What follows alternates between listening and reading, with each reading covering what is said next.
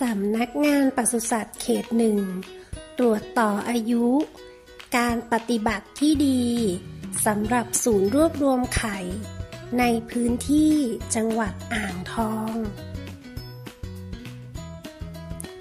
วันที่ 7 กรกฎาคม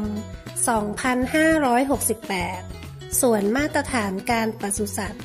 สำนักงานปศุสัตว์เขต 1 ร่วมกับสำนักงานปศุสัตว์จังหวัดอ่างทองตรวจต่ออายุการปฏิบัติที่ดีสำหรับศูนย์รวบรวมไข่